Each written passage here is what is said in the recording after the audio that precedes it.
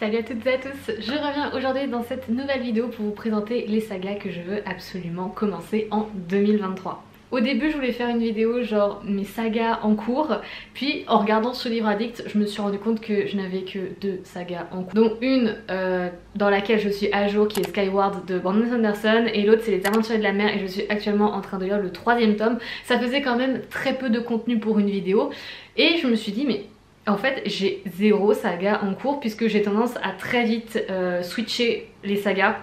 Et genre je lis le tome 1, si ça me plaît pas, abandonner, je ne fais même pas l'effort de lire la suite. Donc du coup je me suis dit que cette année j'allais commencer plein de sagas. En même temps les premiers tomes de sagas constituent à peu près 99,9% de ma pile à lire et les 0,1% restants c'est un one shot.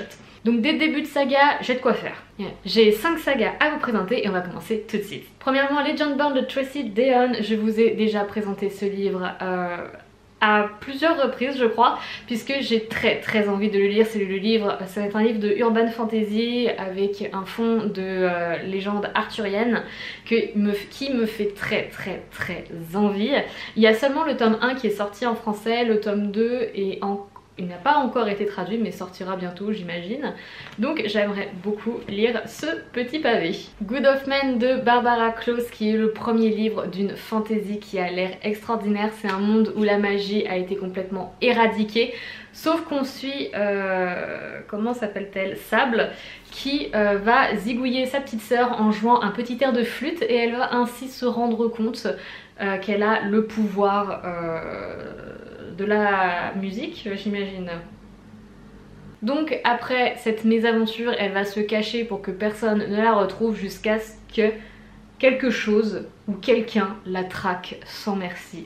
Ce livre est magnifique, je vous l'ai déjà présenté dans un book haul, les illustrations sont trop belles, c'est un hardback franchement. L'objet livre est vraiment trop canon, donc je suis très pressée de pouvoir le commencer, surtout que je crois que tous les tomes sont sortis. J'ai vu le tome 3 en librairie il n'y a pas si longtemps que ça, je crois que c'est le tome 3 ouais. Donc je me dis je peux lire le tome 1 et directement enchaîner avec la suite sans avoir à attendre comme avec Legendborn où il faut attendre la suite. Les 12 rois de Sharakai de Bradley P. Beaulieu, le premier tome, fantasy orientale, je pense qu'il y a 5 tomes et je voulais pas les prendre en format poche au début puisqu'en fait il y a seulement les 3 ou 4 premiers tomes qui sont sortis en poche et je me suis dit ouais mais si je lis hyper vite, j'aurai pas la suite, il faudra que je les achète en grand format et nanana. Mélisse, tu mets tellement de temps à lire et à commencer un livre que franchement je n'avais aucune inquiétude à avoir. Je ne sais pas pourquoi je me suis paniquée moi-même puisque ce livre ça fait déjà un an, un peu plus d'un an, oui c'est ça, qu'il est dans ma pile à lire. Donc franchement pas d'inquiétude, je pense que tous les tomes seront sortis avant que je termine ou même que je ne commence cette saga. Donc il est temps que celle-ci sorte de ma pile à lire. Je suis assez étonnée parce qu'il n'a pas de très bonnes notes sur Goodreads ou sur Livre Addict. Je crois que sur Goodreads c'est celui qui a la moins bonne note. Je vous mettrai les notes ici parce que je n'ai plus qu'un souvenir. Je ne sais même plus de quoi on parle. Je découvre en même temps que je vous parle en fait. Donc il y a 12 rois dans la cité de Sharakai, des rois immortels. Des spectres enchaînés à eux par un sinistre pacte. What the fuck? Mais ça a l'air génial! Je découvre ma palle, vraiment! Et regardez, alors là, rien que pour ça. Robin Hobb en personne a mis un commentaire, histoire d'envergure livrée par une grande plume. Robin Hobb! Je suis fan de Robin! Ouais, je l'appelle Robin, c'est un peu ma pote, ouais. Elle m'a vue dans tous mes états, j'ai pleuré, j'ai rigolé, j'ai crié devant ses romans. On a établi une relation intime, elle et moi. Je pars dans un délire. Nevernight de Jay Kristoff, le premier tome. N'oublie jamais la bricasse de De Saxus. J'ai du mal avec les éditions de Saxus, je ne sais pas pourquoi, mais tous les livres de Saxus que j'ai lus, je suis un peu mitigée. J'ai lu quoi comme livre de Saxus? La 9e maison. J'ai eu un mal fou avec la 9e maison. Et après j'ai plus aucun souvenir de d'autres livres d'eux que j'ai lus. J'ai probablement lu aucun autre livre d'eux. Si, Le sang et la cendre. Mais qu'est-ce que c'est que ça? Voilà, donc 2 bouquins que j'ai lus de cette maison d'édition, 2 déceptions. Donc cette fois-ci, je croise les doigts pour ne pas être déçue. On suit une histoire de vengeance. Donc Mia est dans une sorte d'école d'assassins. Je me rends compte en faisant mes vidéos pile à lire et les vidéos saga comme ça que en fait je ne connais absolument rien des livres que j'ai dans ma palle. C'est catastrophique. Donc à 16 ans, elle va devenir apprentie d'un groupe d'assassins. Échec puni par la mort, saint meurtre, vengeance et que des petits mots-clés très agréables à l'oreille. Ah bah, mais là aussi, mais regardez, mais qui est-ce? C'est ma best friends. Elle a écrit un petit commentaire. L'intrigue est comme une rivière en crue. Là, Robin, tu me vends du rêve. J'ai envie de te dire, j'ai pas intérêt d'être déçue. Dernier livre de un de mes auteurs préférés après Robin Hobb, Brandon Sanderson avec sa saga L'Empire Ultime. Le premier tome, parce que ce ne sont que des premiers tomes, Fils des Brumes. Et là aussi, ce livre, ça fait mais franchement des années qu'il est dans la palle. Il est complètement détruit parce qu'en fait, je l'ai emmené mais absolument partout, ce bouquin. Voilà, j'ai emmené ce livre partout sans jamais le lire. Et on suit Vin, il y a une sorte d'histoire de grand casse, genre on va voler un truc de dingue. Et Vin, elle a des pouvoirs avec des métaux et ils vont essayer de renverser le gouvernement en place. Ça fait un peu dystopie dans un monde de fantasy.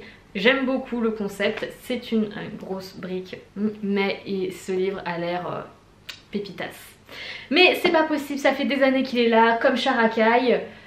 Voilà, ces deux-là, c'est les ancêtres de ma palle. Voilà, ce sont les vieux, les anciens, les doyens de ma pile à lire. Et je les ai toujours pas lus alors qu'ils me font excessivement envie. Je tiens quand même à rappeler que je viens tout juste de découvrir la 4e de couverture de Sharakai. Quand même! C'est tout pour les 5 sagas que j'ai absolument envie de commencer cette année, avec une petite mention spéciale pour l'Assassin Royal première époque de Robin Hobb. C'est le tout premier intégral. Je dis mention spéciale parce que je pense commencer du coup l'Assassin Royal quand j'aurai terminé les Aventuriers de la Mer, et là je suis rendue à peu près à 20% du 3e intégral des Aventuriers de la Mer. Donc je sais pas si je le commencerai cette année ou l'année d'après. En tout cas mon objectif déjà c'est finir les Aventuriers de la Mer. Je suis amoureuse des Aventuriers de la Mer. Est-ce que c'est clair? Si vous n'avez pas compris mon amour pour les Aventuriers de la Mer, je vous invite à aller voir mon vlog de la semaine dernière où je crie mon amour des Aventuriers de la Mer. Voilà, c'est pour ça que j'ai absolument envie de lire l'Assassin Royal première époque à la fin des Aventuriers de la Mer. On fait tout dans le désordre ici, mais on s'en fout complet. Comme je l'ai dit, je sais pas si c'est pour cette année ou pour l'année prochaine, c'est pour ça que je l'ai mis en mention spéciale sans vraiment l'inclure dans le top 5 des sagas que je veux commencer, mais tout en l'incluant quand même, en le mettant en mention spéciale, car j'avais quand même envie de citer du Robin Hobb dans cette vidéo. C'est tout pour cette vidéo avec toutes les sagas que j'aimerais absolument commencer cette année. Je suis trop pressée de vous faire plein d'updates lecture sur ces bouquins là. J'ai quand même un rythme de lecture un petit peu escargorifique. Ce mot n'existe pas mais je l'invente pour le bien de cette vidéo. C'est pour ça que je mets beaucoup de temps avant de faire des updates lecture et que probablement ces livres ne seront pas lus avant décembre. Puisqu'en fait j'ai l'impression que je passe tout le début de l'année dans une sorte de sommeil et vers septembre je me dis oulala mais je n'ai rien lu du tout cette année. Il faut que je me bouge un petit peu. Donc vers la fin de l'année, méga update lecture avec j'espère au moins 3 livres sur ces 5 là. J'espère que cette vidéo vous aura plu. Dites-moi en commentaire les sagas que vous êtes en train de lire ou même les sagas que vous avez le plus envie de lire dans les prochains mois, cette année, l'année d'après, les sagas qui vous font le plus envie. Sur ce, je vous dis à très bientôt pour une prochaine. Salut!